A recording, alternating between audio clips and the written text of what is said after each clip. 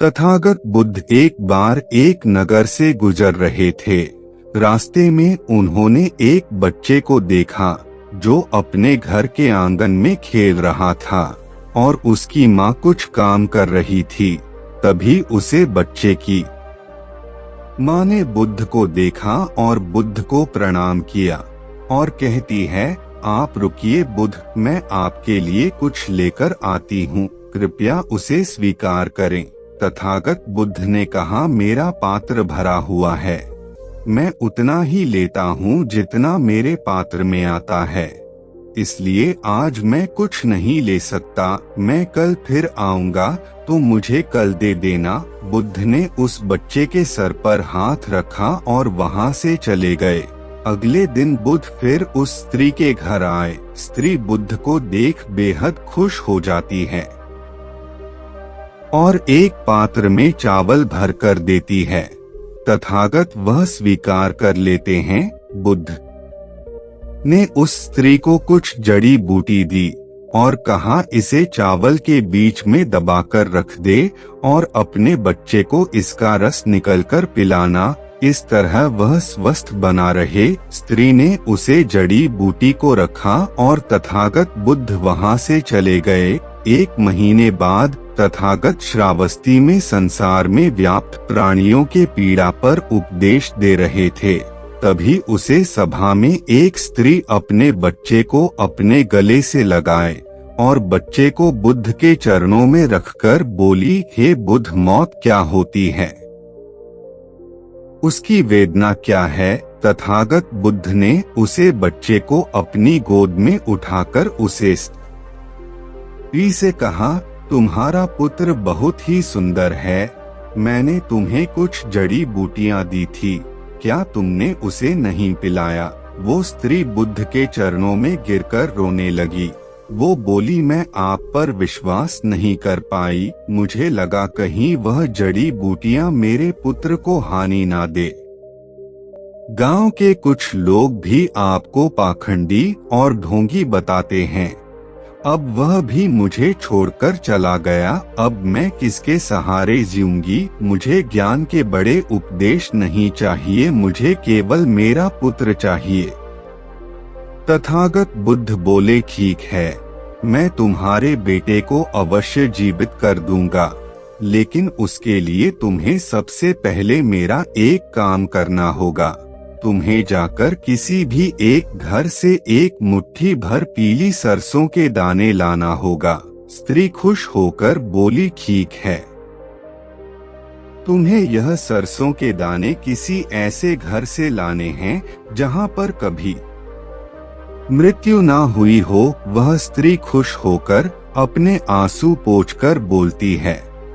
वह अपने बेटे को लेकर दौड़ती हुई गांव की तरफ जाती है। वहां उसने एक घर का दरवाजा खटखटाती है। वह स्वामी वहां से बाहर आया।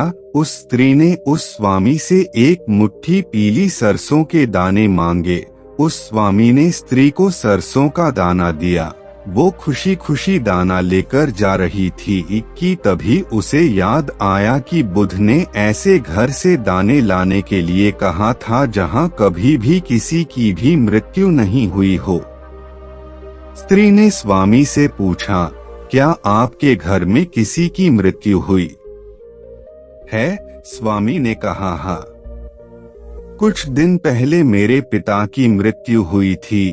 स्त्री ने दाने स्वामी को वापस कर किसी दूसरे घर चली गई। वहां जाकर उसने एक आदमी से सरसों के दाने मांगे और पूछा कि क्या तुम्हारे घर में किसी की मृत्यु हुई है? आदमी ने कहा कि हाँ, आज से 10 साल पहले मेरा पूरा परिवार बाढ़ में बह गया, केवल मैं अकेले जीवित रह गया और मैं अकेले अपने जिंदगी का बोझ हो रहा हूँ। वह स्त्री वहाँ से अब दूसरे घर चली गई और वहाँ का दरवाजा खटखटाती है। उसमें से एक विधवा स्त्री निकलकर आई। स्त्री की आंखें उसे देखकर भर आई। उसे लगने लगा था कि अब उसका बेटा उसे नहीं मिलेगा। पूरे घर घर में एक एक घर में घूमती रही लेकिन उसे कोई भी एक ऐसा घर नहीं मिला जहां कभी भी किसी की मृत्यु ना हुई हो। स्त्री बहुत रोने लगी। रोते रोते अपने बेटे को गले से लगाकर वह बुद्ध की तरफ जा रही थी। तभी उसे रास्ते में एक शमशान घाट देखा। उसने वहां जाकर अपने बेटे के लिए एक गड्ढा खोदना शुरू कर दिया। वह खड्डा खोदती जाती और रोती जाती।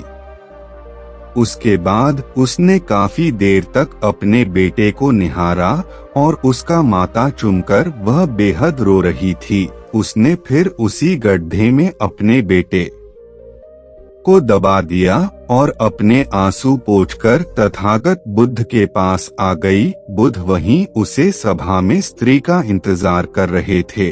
वो बुद्ध के चरणों में गिरकर रोने लगी। उसके आंसू रुकने का नाम ही नहीं ले रहे थे।